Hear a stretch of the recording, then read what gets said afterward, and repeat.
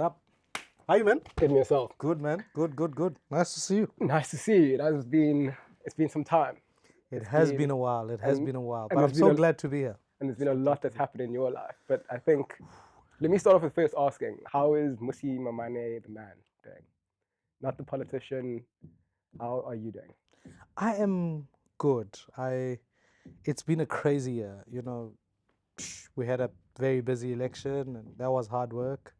And then straight after that, we had election results, which was quite a low point for us. We felt we could have done better, or we should have done better. But you catch me today where I'm feeling good to go. I feel like there's a lot of work that we're in for, and I'm privileged to be able to be back in Parliament, serving South Africans, fighting for the things South Africans care about. So yeah, I'm good. I'm good. Family's good. I'm playing football, so I'm feeling good. Yeah. That's fantastic. So you've been on, And the league has been off, so my teams have been doing well. They have not been playing. I love for one, right? It's been what, 8 years? The past 8 years of your life, it's probably been very like this, right? If I can imagine, at least on a career basis as well. And I'm quite keen to walk that journey with you. But I think what I want to sort of start off with is kind of saying over the past 2 months, we're now post-elections. Where is your head at in terms of where you see BOSA at the moment? And yeah, how have you found that sort of, I guess, the hangover of the election and the election campaign? I mean, first and foremost, when we started BOSA, we wanted a movement of South Africans, right? And so we have to constantly be measuring ourselves against that. So when we started One South Africa, which was the preliminary movement, we identified a number of candidates and communities, and they did relatively well in a local government election. We tried to translate that into a national government election. We got a sufficient number of votes to get 2 seats. We would have wanted more. So now we've got to restore back to going, do we genuinely still believe that South Africans can re-own their democracy? And I certainly do that. We feel that we've got a much longer runway. I feel like this is the second half of my life. So the 29th of May was the completion of the first half, if you like, the whole DA, the whole entry into politics.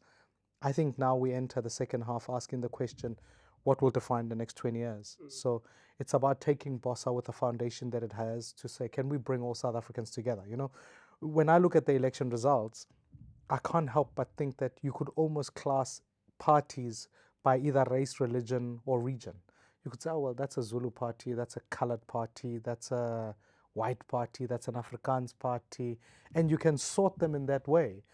Who is out there fighting for South Africans, all of South Africans? I explained it to someone. I said, if we all go out to a bar and 2 people fight at the bar in the corner somewhere, the reporting is about the fight in the corner, and it forgets that there was a majority of people who weren't fighting, who were just there having a good time. And sometimes I think about that in South Africa. I think there are a lot of people who want to mobilize us on race and divide society. The majority are silent. And what I've got to figure out is, how do we get that silent majority to be more vocal about the fact that it actually wants a South Africa that works for all. It wants to be safe. It wants a country where, if you like, we can have shared prosperity for all of us. And we're not nervous about talking about race. We just talk about it in a way that is more inclusive. We're not nervous to talk about immigration. We talk about it in a way that says, hey, I've got friends all over the world. How do I make it such that we could travel with ease, but all legally? So it's that kind of South African that we really are wanting to go for. The South African who says, I want to work hard and I know I'll get somewhere, because if I put in the hard yards, get a job, I'll get through. But I also recognize that I've got family members who don't work. So how do I fight for them? So it's that kind of person I want to talk to. And so from a BOSA point of view, I'm gearing up for 2026 local government elections, because we feel that's where we can identify candidates from communities and then build on from there. So is the focus now very much on a grassroots level, given that you sort of don't occupy a GNU position in the cabinet? Yeah. We've always done that, because keep in mind, like, I'm 44, right? Like, and that's young by South African. That is by South African presidential standards. Yeah. That's like you are junior, boss. Yeah. So I feel we've got a long runway. I have 3 little kids. And I always ask myself the question, can I put something on the ballot that they could vote for? Yeah. So that is the long term. Let's get somewhere. I mean, seriously, like just think about you and me, right? One day, you're going to be in your 50s. You're going to have to think hard. Is the conversation in this country still about apartheid, colonialism, African nationalism? Is that the conversation? Is that where we're still at? Because if that's where we're still at, whilst those are realistic, proper, painful issues, I would hope that one day you would be able to have a conversation that says, hey, this country of South Africa, not only are we like forefront digitally, we're looking at future innovation, we're transforming, we work together, we're the light in the African continent, we're that country that upholds democratic rights. Yeah. Like when I think about that, I think it's worth fighting for. The last place we need, let's take the elections today and just say, let's follow the same script. Is the script, okay, the ANC is losing elections, MK is growing, Zulu nationalism is on the rise, colored nationalism, black nationalism, all of that. Like seriously, then let's not vote. Let's ask Stats SA to give us census results and then draw the conclusion that says, okay, the blacks are there, the whites are here, the coloreds are there. Those are the election results, people. Why do you believe that that is the case now? What is that a result of? The fact that there are parties where you can, in your mind, isolate that this is a colored party, this is a black party, this is a white party. I think because we haven't done the hard exercise of fighting for a future that is inclusive for all. It's been an eternal struggle. If you looked at Mandela's speech from the dock in the 60s, his basic argument is we quote the line black domination, white domination, and we forget the fact that actually the broadness of the speech was about how black people and white people can work together to build prosperity. There were others in the same time period who were like, we're just for blacks, as much as there were others who were like, we're just for whites. So the struggle has been historic. But when I look at it today, it's easy because people just don't always want to fight for ideals. It's a harder ideal. It's easy for me to define my proposition to you by biological features. It's easy for me to say, well, I'm for blacks. And then you think to yourself, well, if I'm black, then I might as well vote for that party because no one else can represent me, which cannot be true. Or in next week, I was just saying, when I look at the ballot, the one thing that is missing is a party that says we're just for women. And so, or we're just for this community, and so forth and so forth. These are polarizing features of society. It's an easy pathway to lay. I think the harder route is to say, how do we bring everybody together? And it's a complexity because the hopes of one race can be the fears of another. Yeah, yeah. The hope, let's talk about land. Land is an easy one. Most people are like, we want the land, we're going to get the land. Black people are saying that. White people are like, which land? And when you, so that can present a fear. So hopes and fears. Your job as a leader in South Africa, if you really want to build one South Africa, you've got to be quick to understand that complexity, manage it, and lead from it. Yeah. Which is what people like Mandela were able to do. The easy part is to pick a side and say, well, that's what it is.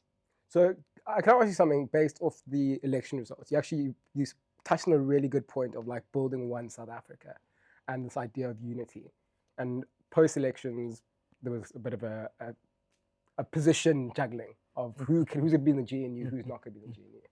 And I'm very interested to understand what your positioning was at the time. Did you have any conversations with Cyril about potentially being in the GNU? Ideally, now that you sit here, are you happy or not happy that you're not part of the current GNU in its current state? So yeah, those are, I guess, it's a two-part question. And then I'll elaborate on my other questions afterwards. Look, I arrived at the results center and I said on the 29th, we are where we are today. Yeah. 30 years. It doesn't mean because we can even find a solution for the politics that the problems of this country have disappeared. You know, I think sometimes as South Africans, we become forgetful and easily sometimes pleased by, like, it's like an unhappy marriage, and then when they get the flowers, they're so joyful or whatever. I feel like that about South Africans sometimes because I think we forget that we've had chronic load shedding. that has meant that for the last 10 years, our economy has been growing at 1%. Yeah. We have an unemployment rate in certain provinces, when you include the expanded definition, that gets closer to 50%. We have more than half of our citizens living below the upper poverty line. We have children who are, if there are 100 kids who start school today, 40 of them are not going to make it to matric, and only 14 are going to end up at university. We have over 70 South Africans being killed every single day. Yeah. So when you think about it that way, I then said, surely we need a conversation about, let's solve for that. Okay. Let's solve those problems. Because if we are to understand, if the destination is a prosperous, inclusive South Africa for all, and then you address those issues, then you know where the bus is going, then you can allocate the seats and the drivers relative to where you want to go. Yeah. If you're just position haggling, I want this one, me. I remember at the time there were some parties that were like, we want to be the Minister of Home Affairs. And then I kept thinking, do I agree with their stance on Home Affairs? Others were like, I want to be the Minister of the Economy. I'm like, do you know what it takes to reset this economy? What kind of economy do we want? Do we still want this dual economy that we have in South Africa? So I was very conscious of the fact that in the absence of an organizing plan, to simply be in the GNU would be to seek a position only. And to do what with that position? Yeah, but it doesn't enable you, to enact change, right? And I think, I mean, reading on your manifesto, right? Your manifesto was very much this job plan, and I'm wondering what you are able to do now without being in a GNU position. Yeah, sure. And that was always the gamble. That was always the debate that we needed to take. But in part, I have to then counter that question and say this, that when I look at the current infrastructure at the moment, in all fairness, maybe there are some who are correct when they say this is a coalition between the ANC, the DA. But more seriously, this is the question. Up until this point, I haven't been presented with a plan that says, actually, this is what we are going to achieve. So I must presume that this is an ANC plan that's on the table. They were the ones who called the meetings. They were the ones who offered the positions. They hold the presidency, which means it must be an ANC plan that is worked on by the GNU. So let's accept that. Now, with that in mind, I then have to say, if I was, let's say, the Minister of Education, and then I said, my belief on education is that actually we must move from 30% to 50%. And then I actually think that blended learning must be an aggressive thing that we bring into the table. Would I be able to do that, or would I be frustrated? And I think that the reality of where things goes, because cabinet works as a collective in some ways, I would have been, in some ways, I feel frustrated. Now, the role that I've got at the moment is a cool role. Because whilst I'm not in the GNU, I actually spoke to the president. We had an extensive discussion, and I said to him, I spoke to the negotiating team. I said, I want to be constructive in building this country. The best way I can do that is that democracy works when you've got a government and a constructive parliament that's got a functional opposition.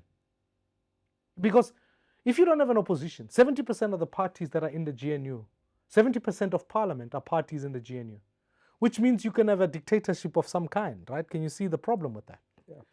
So you want a functional opposition. You want someone like me who sits and now chairs the appropriations committee to be able to go, wait, hold on. Where are the finances of the country going? How does the budget work? How do we hold people accountable? But not from only a corruption point of view. You see, we can discuss corruption until the cows come home, but also from a competence point of view and a goals point of view. Like I've just told you about education. Education is one of the highest spends in the budget. We must ask ourselves, do we get bang for that buck? Do we get all full value? In healthcare, do we get all full value? Do the provinces do what they need to do? Why are certain municipalities returning money? So you asked me earlier how I'm feeling. I think it's the best way for now I could serve this country of ours by making sure that the government has got someone to hold it accountable. Not as this progressive caucus thing, where they just like riffraffing about the bastardization of race politics, because the fight for the inclusion of black South Africans must be a fight we all rage. We must all fight. There's nothing criminal about that. We must all do it.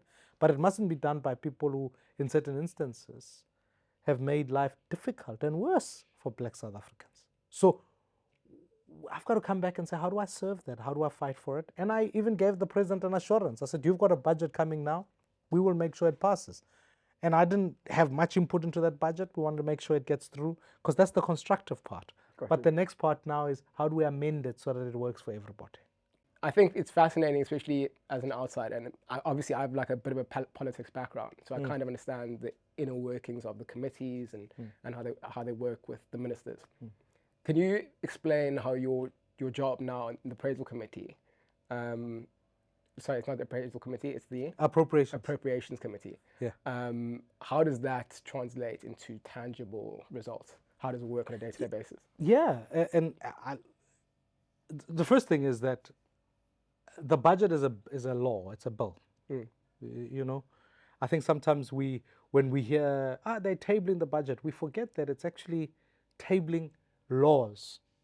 The division of revenue is a law. The money bills is a law. The appropriations bill, which decides each department spends like this, is a law. So we as a committee have oversight of those laws, oversight of that budget. That's the first thing. The second thing is that the budget cannot be passed unless it's processed through the appropriations committee, which is the committee I chair. And thirdly, if you want to make a submission, now you think young people must get this or healthcare must do that, you are not represented in cabinet. You are represented only in parliament, which means you can make public submissions to come out and say, we think you mustn't cut on TB, or you mustn't cut on ECD centers, or whatever the case is. I've just had one now where COSATU, Y Capital, young people came and make presentations. We hear them, we draft a report, and any other portfolio committee can come to our committee and make submissions about how the budget can be adjusted. Then we deal with the ministry or the Minister of Finance to say, these are the adjustments we'd like to see, and that creates the counter rider in dealing with the budget. And then, like now, I go back into a session where I'll be calling various departments, one of them being higher education as an example, to say, why is it that we give money to the National Student Financial Aid Scheme, but actually money is being returned, yet students are lying hungry elsewhere? Let's have that conversation. Let me get an understanding of what that looks like. And so that's what the committee, in fact, does, and it will ask National Treasury to come and report. And the best way to understand it is that the governing law is the Money Bills and Related Matters Act, which actually empowers the Appropriations Committee in how it deals with the budget. So yeah, I'm doing a lot of work around finance. I enjoyed. I studied economics, and so really enjoy just the economic infrastructure, enjoying understanding when someone says we are going to, and yet there is no money for that. I can hear immediately, it's not going to happen. And also you can fight for the right things. You can say, well, actually, if in the next 3 years the budget for the police is going to be decreasing, can we increase it given the shortfall in terms of prosecutions of murder? There are already 77,000 outstanding cases that have not been settled. So how do we do that? How do we fund growth? All of those things. So I'm honestly excited about the job. It's quite good fun. And if you're reflecting on the GNU in its current state, is it a success? Do you think they're working for the people? Because if you look at, there's a PR campaign, and I think there's certain parties that are winning the PR campaign, and I think there's certain parties who are quiet for a reason, because they were in charge for X amount of years, and to then go out and say, look at what we're doing. It's like, but you've had those positions all those years. So on the surface, it looks like a lot of good is being done and things are actively changing on a day-to-day basis. In reality, you're a member of parliament, you see these things outside of the PR exercise. Is the GNU at the moment, 2 or 3 months later, a success, or is it on its way to be a success in your mind, or is it looking like an abysmal failure? Government is a massive machine. It takes a long time to turn, you know. Yeah. It would be unfair to judge any minister now. They haven't passed a single budget that they have had input on. The budget we're dealing with now is an inherited budget from last year. So many of them, regardless of where they come from, have to work out what the department's priorities were from last year. Got you. The hard work begins now, between now and February, when here are the tests that we're going to put.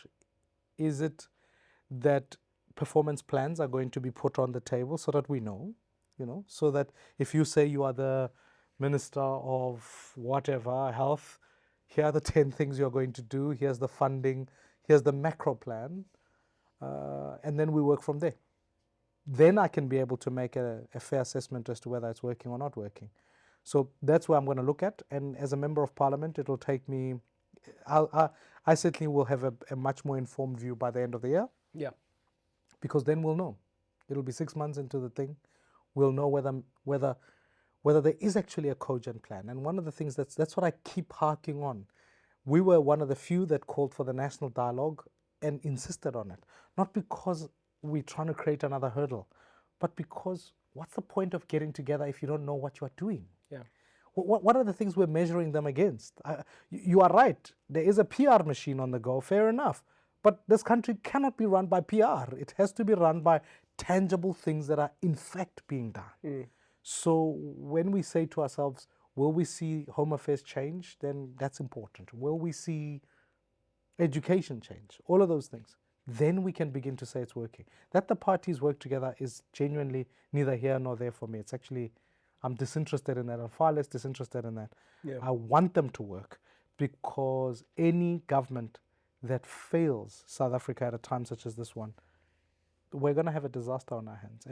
And again, I never want us to lose track of how difficult the circumstances that South Africans live under is. Because, man, I'm in Gqeberha, you arrive there and there's in what country can a woman be out of hunger, killing herself or killing her kids and then killing herself? Come on, like seriously, and these are just headlines that pass us by. Yeah, we've become so desensitized to these headlines. Right? And life is tough for South Africans. Really, life is tough. I think we quickly forget, and we must never do that. I want to touch on your book in a little bit, because it came out a couple months ago. And on that, I want to touch a little bit about the DA. And I hate that in all the interviews now, it's always the DA comes up. And I definitely want a future for you that is very away from the DA. However, I think at this moment in time, it's necessary to reflect on the time you departed, as well as the results. So if I look at the time you departed, I think the DA went down 1% now from when you were there. Well, I think the decrease is a bigger difference between when you went down and when John's gone down now from the previous elections. And at the time, the PR exercise was incredibly negative around how could you have performed so badly. It is your race-based policies within the DA that are contributing to this situation. However, now the DA has gone down again, and the machine and the PR exercise around it is very different. How do you reflect on that, particularly given when you left?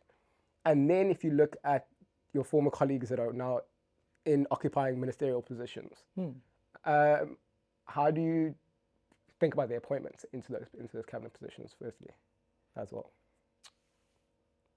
Look, it's a lot of questions there.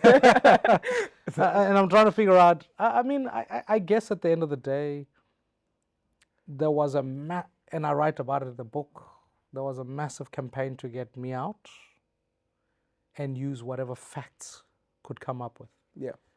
I think the one thing we should all worry about, forget the leaders. If the government loses 17 points, 1-7, and the official opposition also goes down, that's a problem. Surely, if the government loses votes, they should go to the official opposition, because you are projecting an alternative vision. Yeah. When when at the time of the election, I can remember quite deliberately, it was post-Zuma, it was Ramaphoria, it was all of the above. So there was that sense of momentum with the government. In this instance, there was no momentum with the government, and in fact, there was there were votes moving away. And that worries me more than what the PR issue is, more than all of that. It worries me more that the DA, a party of government, cannot be seen as a natural heir and successor to the future of this country. That is a concern. The second concern is that if you took cabinet, I think the GNU is Cyril's triumph, to be honest with you. Yeah.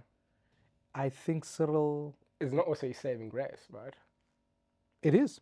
Yeah. It is. It is. It's both and. Yeah. Because in the triumph, what he's done is, it would be like a CEO who would go back to his party and say, I lost 17 points, but as far as cabinet is concerned, we'll only lose three members relative. We'll bolster them by adding more ministries, and but even those ones who've lost, we'll put them as deputies. So if you were an ANC person, you'd be like, okay, the losses aren't too bad, but you are a party and now at 40%. And I think for the DA to have, if you like, become party to that, they might argue the case that it helped salvage a situation with MK and all of that, and EFF, etc. So that's one argument.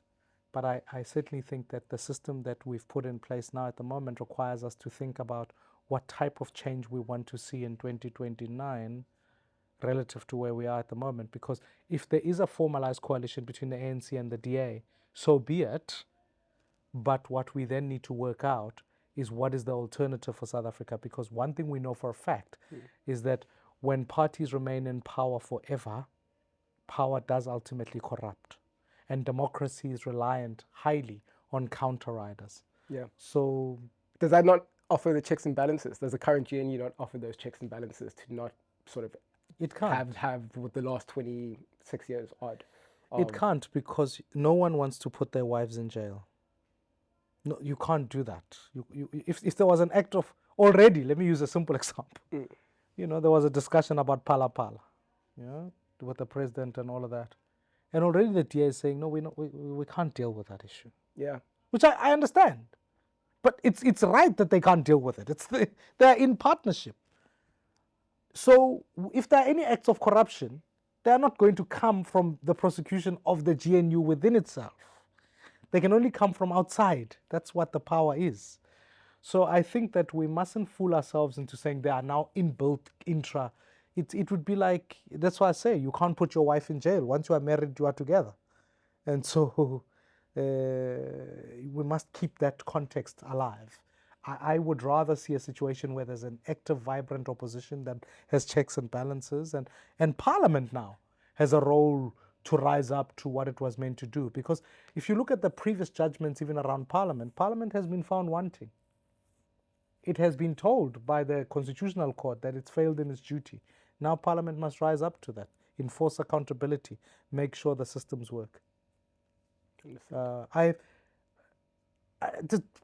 Regardless of it all, I genuinely, I want the thing to work. Yeah. And I have no beef with the DA, despite all I just reflect fairly, in my view, about where this country can be best served. Yeah. Particularly around building South Africans together, particularly around issues of redress, particularly around the future. So you asked me an interesting question about how do I feel seeing some of this. Of course it's tough. It's like seeing people you used to work with, achieve other things, Yeah. So that's difficult. But it's not something I go to bed obsessed about.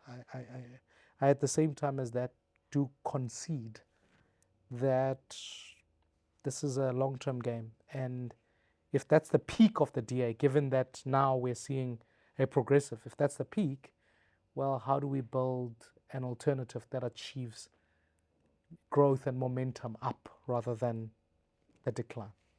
100%. 100%.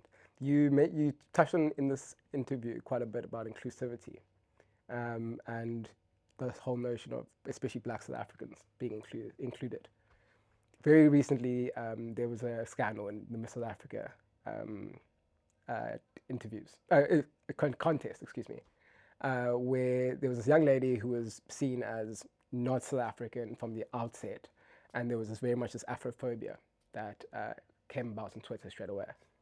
I wanted to get your thoughts on, especially in the black community, because for me, the way my position is this. I, for some reason, felt really hurt on her behalf.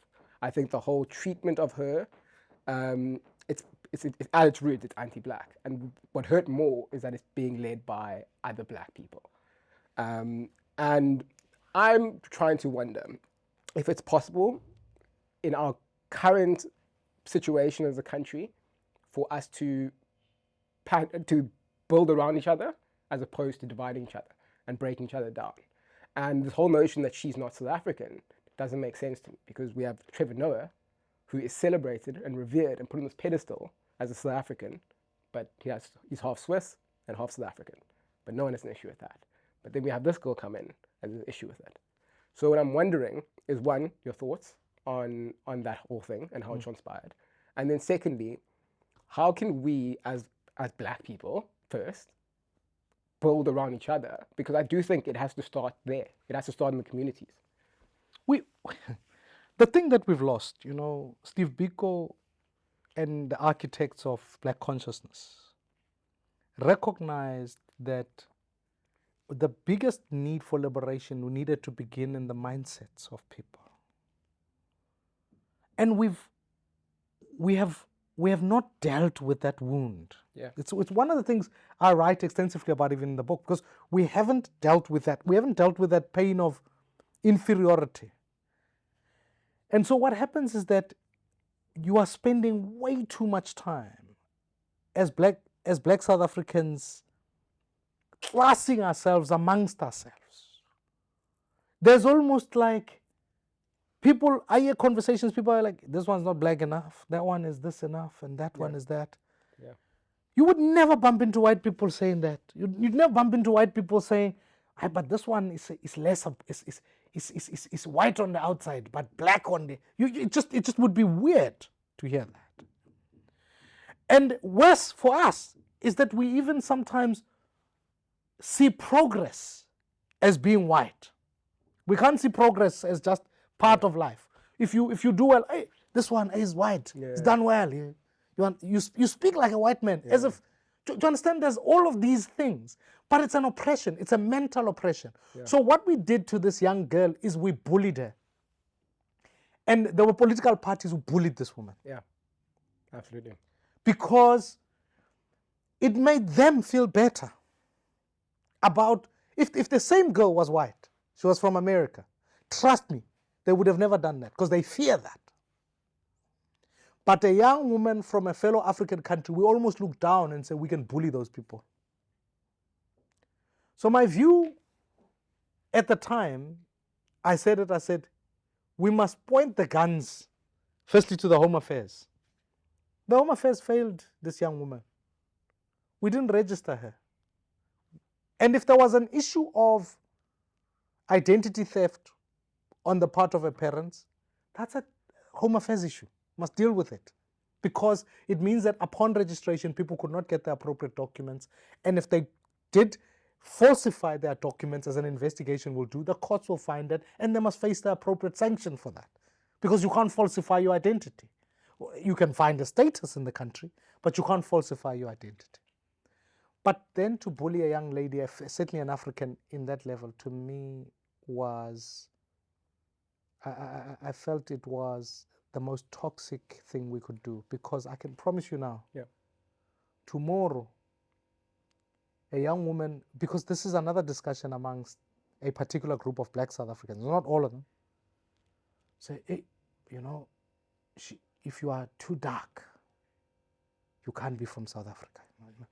Another woman from Limpopo is going to win, and then we're going to suddenly be like, but those ones are too dark. They are less than us.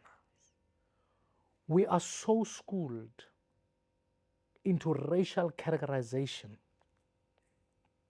and it as a function of being demeaning, that we don't see it when we are doing it to ourselves. And I think we need to firstly heal that component, so that to be black must be beautiful. Whether I'm dark, whether I'm from Ghana, whether I'm from wherever, it must be beautiful. We are in a global struggle. But more than that, to be black is not to be dominant and to be superior to whites. It is to be equal, which is what Mandela speaks about, the abhorrence of black domination versus white domination. Both. Yeah. So I must be able to stand in the League of Nations and be proudly black, but not feel I have to be superior as a black person. No. And I think we've mistaken those objectives. We've lost them.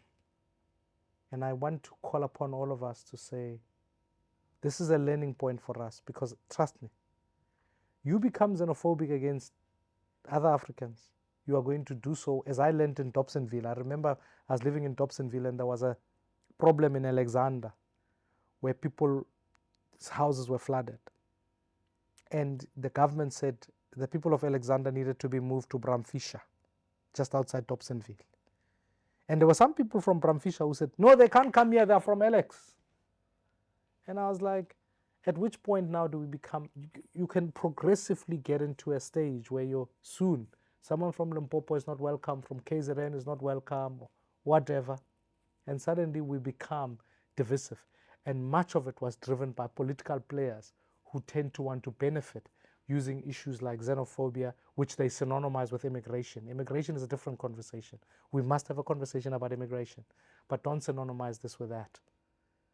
We must deal with issues of inclusivity and growth. And I think we failed. We failed as a society. And the parents did the right thing by pulling this young girl out. I explained it to my children. I said to them, if this country stopped supporting you, I felt like your future wasn't here. I'd figure out a way to take us to another country, and I'd have to figure out how to apply. Yeah. I would hate for you to be treated the way this girl was treated. Absolutely. In another country. And you know, others have used other examples. You use Trevor Noah. I use Beastim Tawarira. Yes, if I'm not mistaken, I'll get the facts correct. He's naturalized in South Africa. Correct. Plays for the Springboks. He's celebrated. Yeah. Nobody wakes up in the morning and says, eh, he must be stripped of all of his medals. It is bullying at its worst. Yeah. Found the most vulnerable victim. And I think it's a learning moment for us as a country. So what's next for BOSA over the next 3 years, 3.5 years? 4.5 years. Yeah, we're gonna go out now, identify communities, candidates, run. We're gonna show people that they can take their power back, man. That's what we're gonna do for the next 4 years.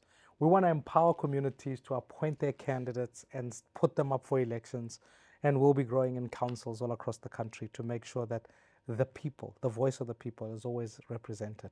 And we will never forego that vision of building one South Africa, regardless of how expensive or how not rewarded it becomes. Because when people don't see it on the scoreboard, they say, well, the ideal of multiracialism is not one that is desirable for the people. And my answer to them is, well, the pathway to success was never straightforward. Yeah. But we take the baton from people like Martin Luther King, Nelson Mandela, and many others, Archbishop Tutu, Helen Suzman, and many others who fought for the equality of all races. And we will fight it and hand it over to the next generation. They will fight it better than us, but fight we must. Because if we give up, we will soon become a federalism of races. And then on that day, the only thing we are waiting for is for the next race to oppress another. Cannot be. Mmusi Maimane, I want to say thank you so much on that note. No, bro. Thank you for your time. And I think, yeah, you've always been someone in politics who I've always admired. And I really hope that you and more people in the country start seeing it in that way, and that you can really occupy like some really good positions in the next government of South Africa. And I have a lot of faith that you will. And yeah, I wish you all the best. Appreciate it, bro. Thank you so much.